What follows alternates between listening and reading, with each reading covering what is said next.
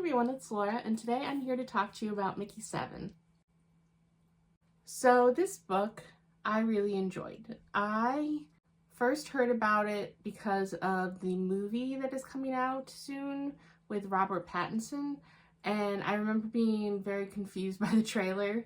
I don't know if it was the full trailer or if it was just a shortened one, but it seemed bizarre, and so then I recognized the name when I was in the bookstore and I read the back and it sounded very interesting.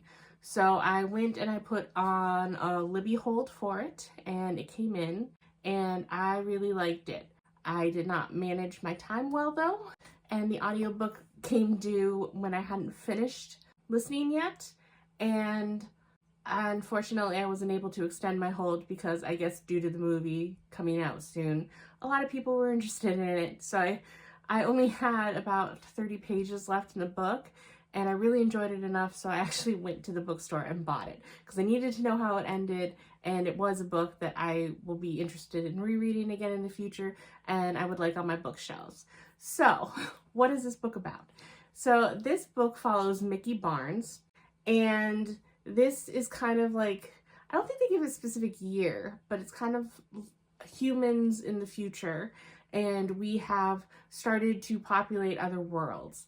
And Mickey, he has been on Midgar, so it seems like, I think, if I remember from the Avengers and Thor, that seems to be more of a Norse thing and Viking thing, because then they're talking about Nilfhelm. I might be wrong with that. If I am, I'm sorry. That's what it struck me as.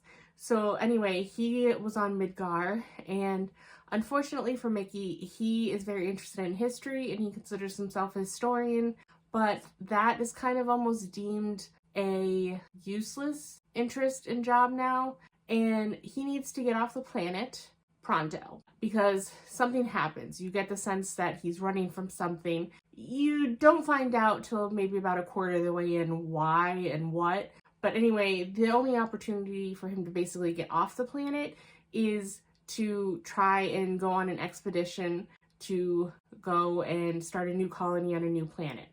But unfortunately, that expedition wants to take scientists and even the people that they want as security guards and in leadership. They're very coveted position. There's a lot of people for like 14 security positions, and Mickey just doesn't qualify. He basically sent in an application for a role as a security guard, and a rejection bounced back almost immediately. So basically the only role that was available was as an expendable. And what that is was that basically he got scanned, he got all his genetic material sampled, they did a backup of his mind and his cognitive processes, and then they're able to replicate him as a kind of a clone. And so when anyone is going to a new environment, they use an expendable to test new things. Because before a colony can become self-sufficient, they can't lose anybody. The ships that they go with have a bunch of embryos in cryostasis, just like so many other sci-fi properties.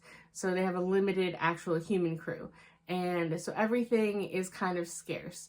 They have a kind of machine that can recycle a certain amount of stuff, and so nothing can go to waste. And they don't have the ability to transport a lot of metal or produce metal yet until things get up and running here. So in the meantime, it's actually cheaper to use a person for dangerous situations. So like if there is a nuclear reactor and something goes wrong, they send in an expendable. And then before he dies of radiation poisoning, they upload all his data, and then they spit out another copy of the original person.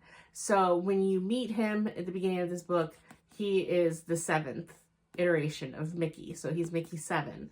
And so like when they first came to the planet, obviously they go to planets without having all the necessary information.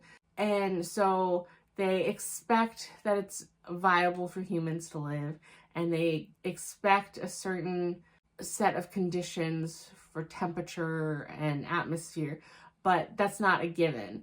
And likewise, they don't know exactly what the flora and fauna of the world is going to be, so they expose Mickey to a bit of the world around them, and then based on his corpse, they create vaccines and stuff for this new world. So it's very odd.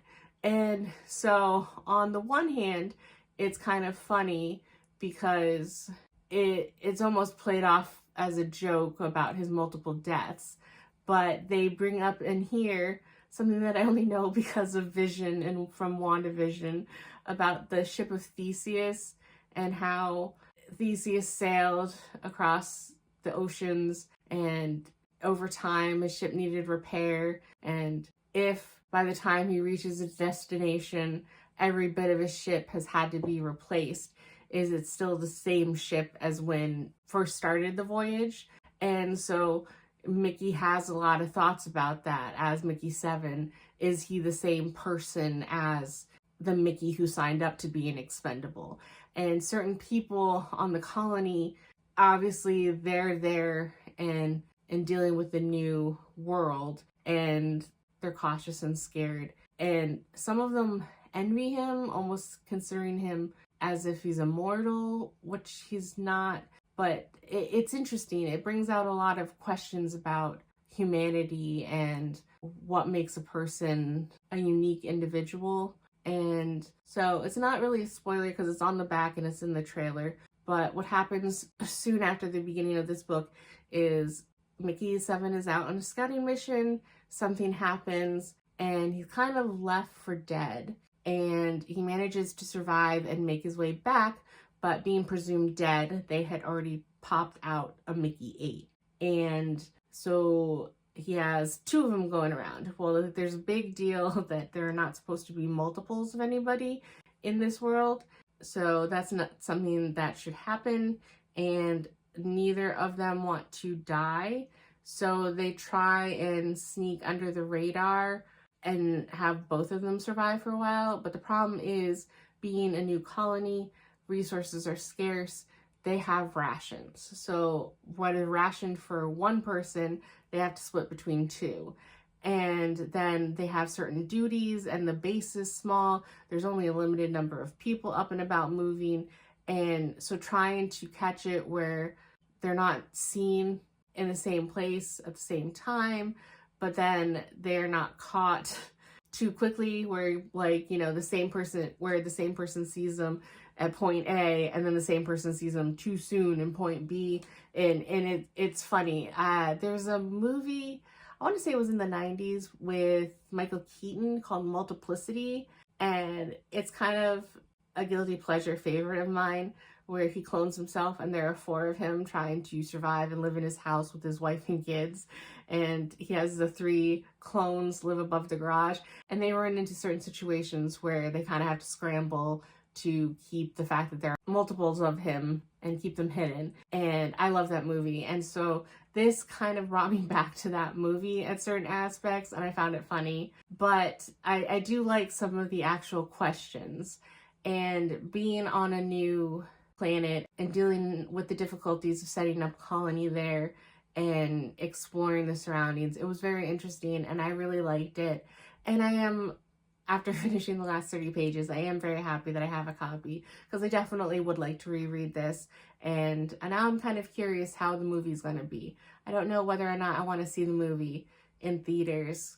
At least in my experience, seeing the movie too soon after you've read the book never seems to go well, because then I can always clearly remember the details or what they've changed, and it's too easy to nitpick. Where if there's been enough time between reading the book and seeing the movie, then I can kind of enjoy both. If the movie is a good adaptation. If it's just a bad movie, then it's a bad movie.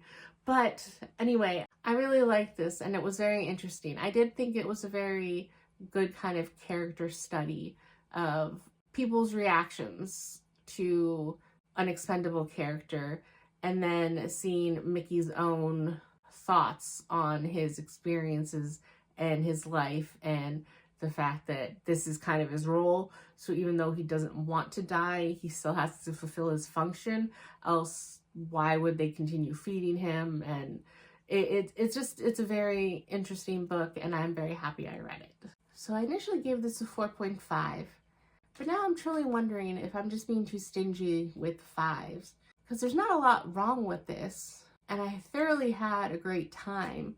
I mean, I was upset that my audiobook got cut off, and I ran out and bought the book just so I could finish. So maybe it should be a 5? I just finished it. Maybe I need to think about it more, and I guess I will come up with a more conclusive rating by the end of month wrap up. So Mickey 7, I would recommend. Good book. Had a wonderful time. And that's all for this video, and I will see you in the next one. Bye.